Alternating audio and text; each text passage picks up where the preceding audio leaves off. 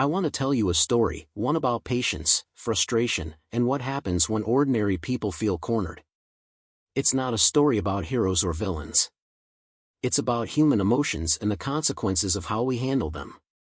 I live a quiet life in a rural area where nature rules everything. Winters here are harsh. Snow can cut roads off for days, sometimes weeks. Power can go out. Stores can close. In places like this, preparation isn't luxury, it's survival. So I prepare. I store food, firewood, and basic supplies. I keep things organized in a small shed on my property. That shed has been there for years. It holds canning jars, tools, and the kind of items you might not think about until you need them. It represents security, a small buffer between me and uncertainty. I never asked to be part of the new development nearby. The Homeowners Association was created long after my home existed. I was grandfathered in, meaning I wasn't bound by the rules that govern their neighborhood. I respected their space, and I expected the same in return. At first, things were fine. But eventually, letters arrived. They weren't friendly. They pointed out issues, an unapproved structure, an unsightly wood pile, concerns about aesthetics. The shed, which had stood in the same place for a decade, was suddenly described as a problem. The neatly stacked firewood that I used to heat my home was called a hazard. The letters referenced bylaws I never agreed to. Rules created by an organization I never joined. They demanded changes and hinted at fines. I tried to respond respectfully. I explained that the structure predated their development. I described why the supplies mattered to me and my family. I asked for understanding. I believed dialogue could solve the issue. But the situation escalated. More letters arrived. The tone grew sharper. The fines were mentioned again. It felt less like communication and more like pressure. I stood my ground. I wasn't trying to cause trouble. I simply wanted to live quietly and take care of my family. Then something happened. One afternoon I returned home and noticed smoke in the distance. At first I hoped it was far away, maybe a brush fire or controlled burn. But as I got closer, I realized the smoke was coming from my property. My heart sank. When I reached the shed, it was too late. The structure was gone. Reduced to ashes and twisted metal. The supplies I had spent years gathering, food, tools, materials, were destroyed. Everything I had built for security was gone in a matter of hours.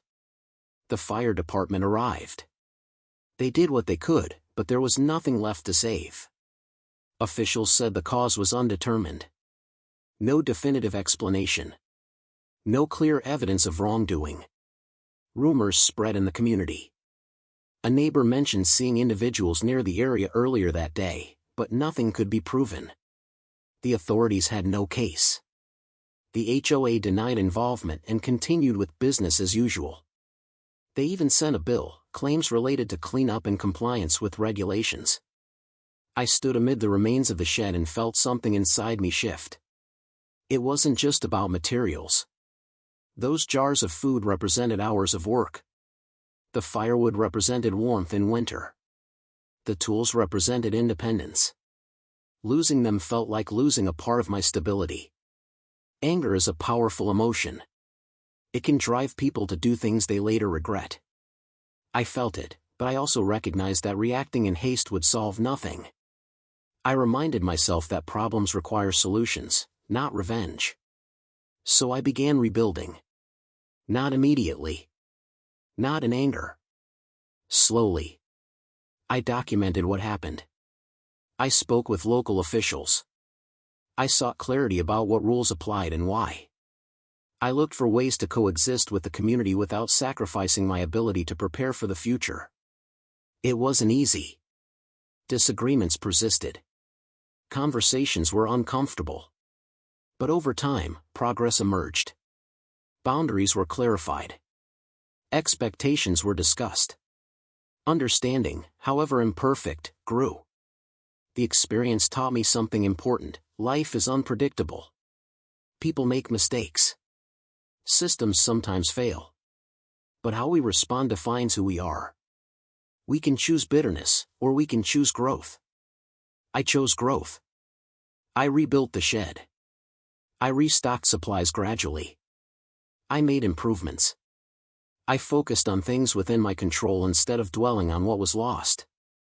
I also reflected on the broader lesson. Communities are strongest when they respect individual circumstances. Rules exist for order, but empathy exists for humanity. A home is more than appearance, it's a place of safety and belonging. At the same time, individuals must communicate and engage constructively. Isolation and resentment rarely lead to positive outcomes. The events on my property changed me. They reminded me that security is fragile and that preparation matters. But they also reminded me that conflict can be an opportunity to learn, to adapt, and to find better solutions. I still look at that land sometimes. I remember what happened. I remember the frustration and the uncertainty. But I also remember rebuilding. I remember conversations that replaced accusations. I remember small steps forward. Life rarely offers perfect justice or neat resolutions. Challenges arrive uninvited. How we handle them shapes our future. I don't seek revenge. I seek understanding and progress. Because at the end of the day, we all want the same things: safety, dignity, and the chance to build a better life. If you've ever faced something similar, I want you to know you're not alone. Frustration is human. Loss is part of life. But so is resilience. We can't control every event. We can control our response. And sometimes, the strongest response is simply to keep going.